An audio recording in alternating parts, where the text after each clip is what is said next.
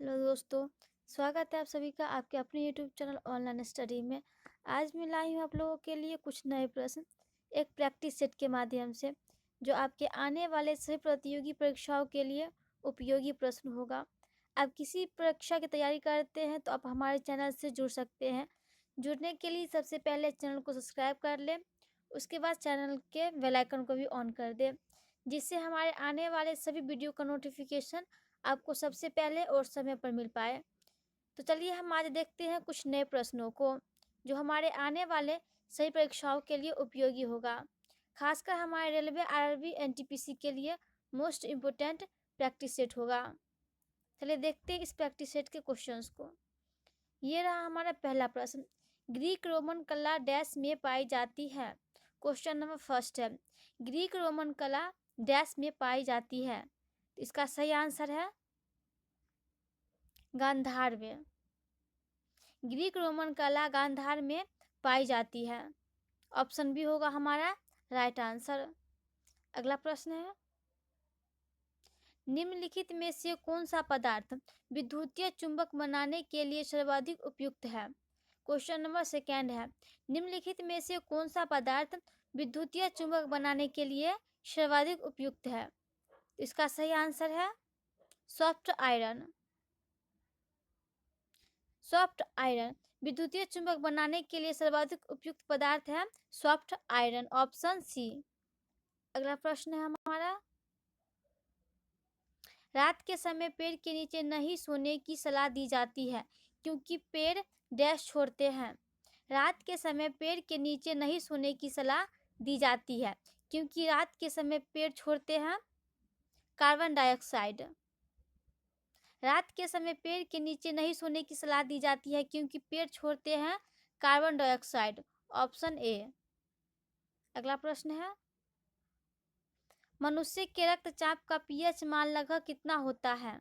मनुष्य के रक्तचाप का पीएच मान लगभग कितना होता है। तो इसका सही आंसर है 7.5।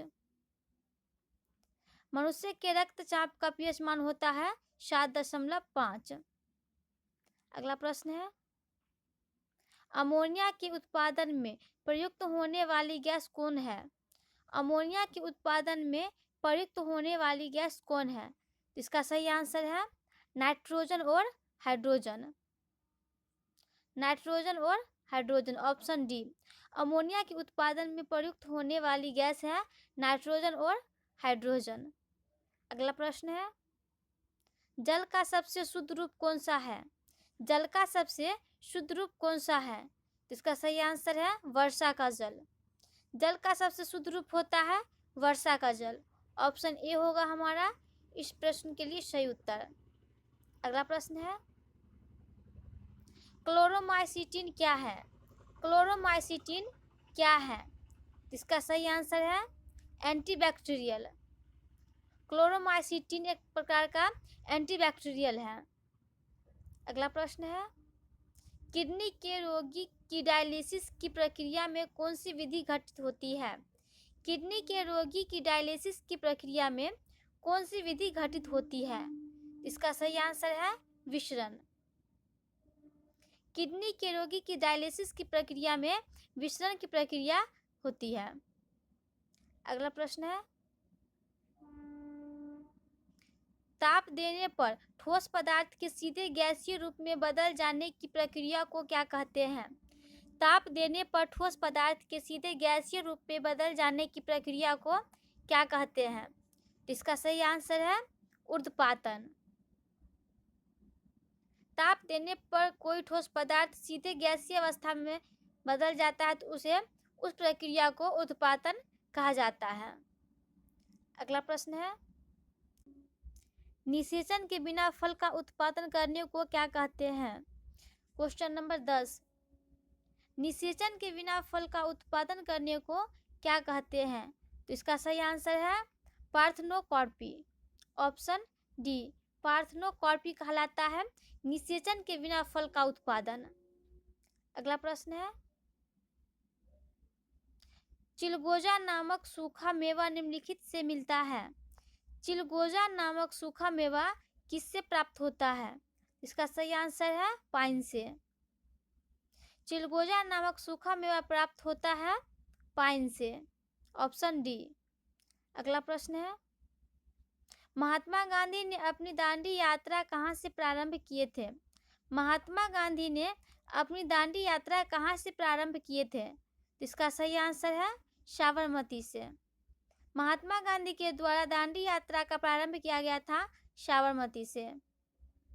अगला प्रश्न है, निम्नलिखित में से कौन सी नदी अरब सागर में गिरती है?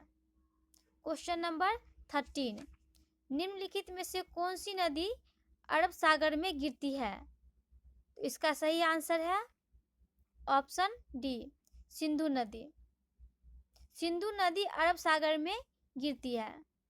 अगला प्रश्न है, झूम एक प्रकार का खेती है। झूम होता है एक प्रकार का खेती। Option B. अगला प्रश्न है, भारतीय संविधान का हृदय निम्न में से किसे कहा गया है? भारतीय संविधान का हृदय किसे कहा गया है? इसका सही आंसर है संवैधानिक उपचारों का अधिकार। संवैधानिक उपचारों का अधिकार को भारतीय संविधान का हृदय कहा गया है। अगला प्रश्न है, राज्यों में राष्ट्रपति शासन संविधान के किस अनुच्छेद के तहत लगाया जाता है? किसी भी राज्य में राष्ट्रपति शासन संविधान के किस अनुच्छेद के तहत लगाया जा सकता है? इसका सही आंसर है अनुच्छेद 356 के तहत। किसी भी राज्य में राष्ट्रपति शासन लागू किया जा सकता है भारतीय संविधान के अनुच्छेद नंबर 356 के तहत। अगला प्रश्न है, प्रतिवर्ष भारत में वित्तीय वर्ष प्रारंभ होने की तिथि है। प्रतिवर्ष भारत में वित्तीय वर्ष प्रारंभ होने की तिथि है। इसका सही आंसर है 1 अप्रैल। प्रतिवर्ष भारत में वित्तीय वर्ष प्रारंभ होता है 1 अप्रैल से। अगला प्रश्न है, भारत की राष्ट्रीय आय का अनुमान करना किसका काम है? भारत की राष्ट्रीय आय का अनुमान करना किसका कार्य है? तो इसका सही आंसर है केंद्रीय सांख्यिकी संगठन का। केंद्रीय सांख्यिकी संगठन का कार्य है भारत की राष्ट्रीय आय का अनुमान करना। ऑप्शन डी होगा हमारा इस प्रश्न के लिए सही उत्तर। अगला क्वेश्चन है, एक सुपरसोनिक वायुयान की गति होती है।